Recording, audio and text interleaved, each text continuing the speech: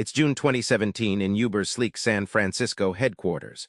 Travis Kalanick, once the unstoppable, hard-charging CEO, faces a brutal boardroom coup.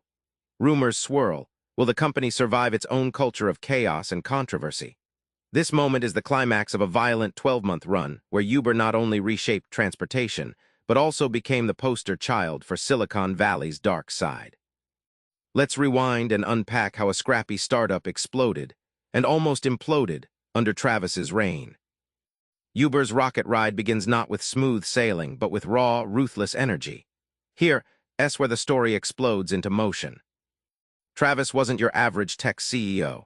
At a 2013 meeting in Uber's cramped office, he declared, "We're going to take over the world or die trying." His hunger wasn't subtle. He pushed employees to launch in cities overnight, often overlooking legality, turning Uber into a global beast in just a few years. Imagine a street fight where the only rule is winning. Uber used guerrilla warfare tactics. Surge pricing wasn't just dynamic, it was a financial shotgun blast into the taxi industry's heart. Explosive, fast, and unapologetic, Uber's strategy was chaos in motion, upending decades-old norms with the speed of a lightning strike. But the same boldness bred recklessness. By mid-2016, Uber faced the #Delete Uber campaign after aggressive moves during the NYC taxi strike and internal scandals. The culture that fueled meteoric growth now began to erode trust externally and within. Growth at all costs had flipped from advantage to albatross. Beneath the headlines, Uber's house was cracking.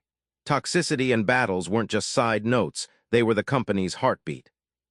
In 2017, Susan Fowler's explosive blog post detailed systemic sexual harassment and HR cover-ups. Her story ripped through Uber like an explosion, exposing a workplace where discrimination was brushed aside and power protected predators, sparking internal chaos and public outrage. Uber's Greyball program was straight out of a spy thriller. Designed to fool regulators and avoid law enforcement, it used data to identify and evade officials trying to crack down on Uber operations. It was tech's answer to cat-and-mouse games, but it also symbolized ethical lines blurred beyond recognition. Meanwhile, Uber fought dirty with taxi unions worldwide. In Paris, New York, and London, Uber faced strikes, lawsuits, and bans. Their move fast and break things approach collided head-on with entrenched regulatory systems. Those battles weren't just legal, they were battles over the future shape of urban transport. 2017 turns ruthless. The king's empire shows fatal cracks, and the throne is up for grabs. Uber's internal drama climaxed with Travis involved in multiple scandals. Video fights, driver disputes, shareholder clashes. His style went from charismatic to chaotic, splitting executives and leaving the board stunned. Trust eroded fast, as the man who built the empire became the biggest liability. Investors like Benchmark Capital pushed hard for change. In one of Silicon Valley's most brutal boardroom battles, Travis was forced out. It was a textbook coup, cold, calculated, and final. The message was clear. Culture and control mattered more than just growth. Yet Uber didn't die.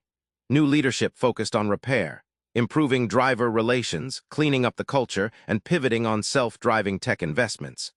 The wreckage forced a reckoning, one that could make Uber stronger or see it fade into Silicon Valley lore as a cautionary tale.